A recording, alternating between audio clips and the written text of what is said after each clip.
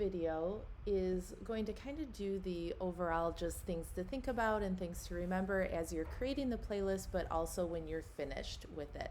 So once you've completed the whole playlist, typically I like to go back to the liturgy just to make sure that I didn't miss any pieces, and that I actually pulled them from the library into the playlist, because that's happened several times where I've created a new document, I have it over here, and I didn't drag it into the playlist. So obviously it's not going to show up. So just things like that, just walk through it pretty quickly. Make sure that you have your cues on the first slide. And once again, those cues, you don't have to put it on every slide, just the first one, and then it will maintain those cues until you tell it to do something else.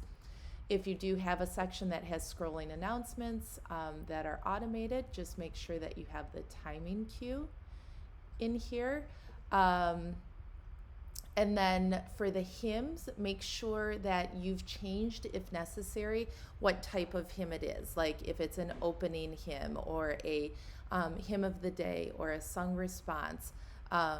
Just make sure that you've made those changes in this first slide right there. Also make sure that the hymn is capitalized, because like I previously said, we didn't originally do that when we started using ProPresenter. So for a lot of the older hymns, we're still modifying each time we use it again. And then once again, if there's any variations to the hymn or how it's going to be sung, that we clarify that on the title screen, but then also go ahead and put that into the song so that the congregation will know the appropriate parts for them to sing in. One interesting thing about ProPresenter, I'm not really sure why it does that, but a lot of times on the last slide of the hymn, it will create an extra space at the bottom, and I'll just kind of show you. And sometimes it does it and sometimes it doesn't, but we're going to go into Editor, and all you have to do is click on this and then activate the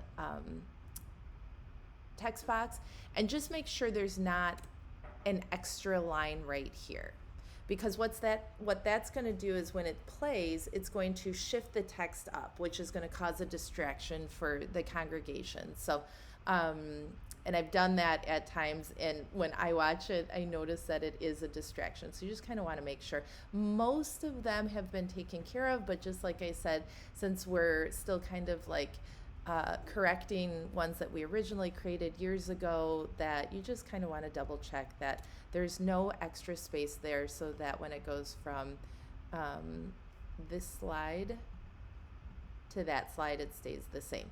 And also ProPresenter typically will create an extra blank slide at the end, and this is actually a good thing. A lot of times when music will play out and there's no singing, sometimes it's nice to look at just the plain background visually, as opposed to words that you're no longer seeing. So it's not a big deal if it's not there, but sometimes it looks nice. You'll notice a lot of times in the songs, there will be breaks like that within the song at times where it's just instrumental playing. Another thing that I always try to do is this button right here is the transitions, and this became a bigger deal once we started creating the videos, but the default is more of a fade from one slide to the other, and I'll show you what that fade looks like. So I just set that to default, and that's the fade. So you will see when I click from this side to this side, oh no, I still have those in there. Never mind, there's the transition right there, that's the cut. So watch, this is what I'm gonna just change this one. I did a right click transition, now I'm gonna change that one to default. So my cut went away and now it's just default. So now I start out here, and now you see how it fades in. Couple things, when you're singing, your eye doesn't necessarily have time for that fade to happen before you need to start singing. So you really want kind of a crisp cut from beginning, from slide to slide. And then when you're creating the video, you also want those clear cuts so that it runs smoothly and matches the audio from the file clips. So all you want to do is go here and make sure this button is always set to cut. So a lot of times I'll do this at the very end, and I'll just go through all the way down and set every one to cut.